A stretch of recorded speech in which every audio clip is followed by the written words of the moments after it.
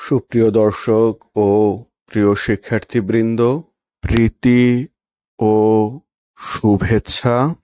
আজ বাংলা ব্যাকরণের একটি গুরুত্বপূর্ণ অংশ, বাংলা বানানের নিয়ম এর বেশ কয়েকটি গুরুত্বপূর্ণ নিয়ম আপনাদের সামনে তুলে ধরব।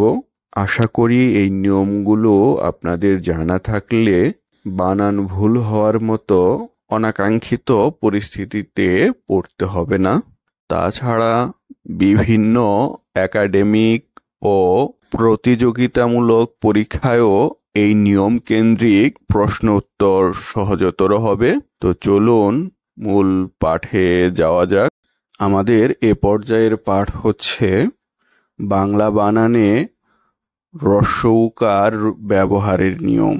মূল সংস্কৃত শব্দে দীর্ঘ উকার থাকলে তদ্ভব শব্দে হ্রস্ব উকার হয়, যেমন পূর্ব, পূব, পূজা, পুজো ইত্যাদি। সমাসবদ্ধ পদের হ্রস্ব উকার বহাল থাকবে, যেমন গুরু, গম্ভীর, মহাগুণী ইত্যাদি।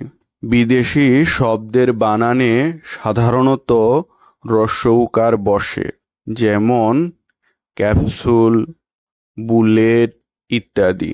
ক্রিয়াবাচক শব্দে হ্রস্ব উকার ব্যবহৃত হয়, যেমন শোনা, বসুন, বলুন ইত্যাদি।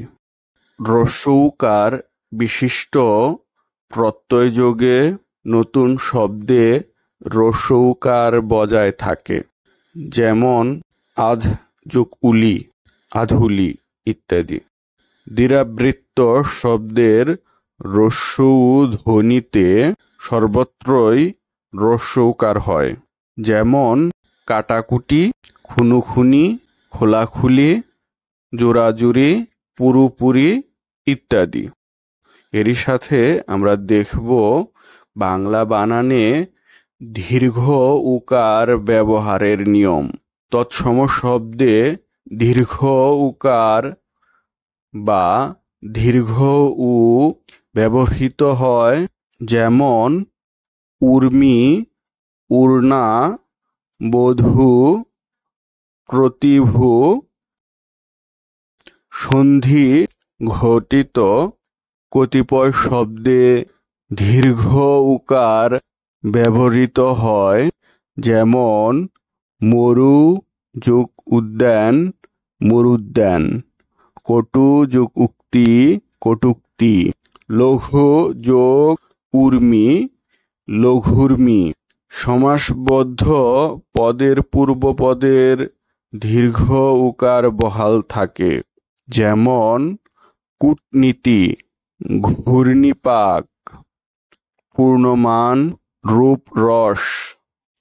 সমাসবদ্ধ পদের মধ্যাংশে দীর্ঘ উকার হয়, যেমন ভূতপূর্ব, পটভূমি, জন্মভূমি ইত্যাদি।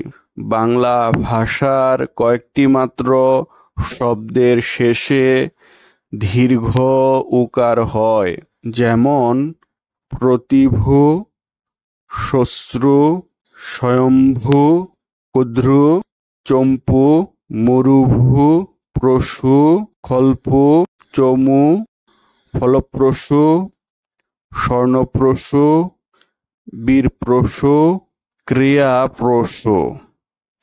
প্রিয় ভিউয়ার্স, আজকের পর্বটি এ পর্যন্তই। আশা করি পর্বটি ভালো লেগেছে। পর্বটি ভালো লাগলে অবশ্যই লাইক, কমেন্ট, শেয়ার করতে ভুলবেন না।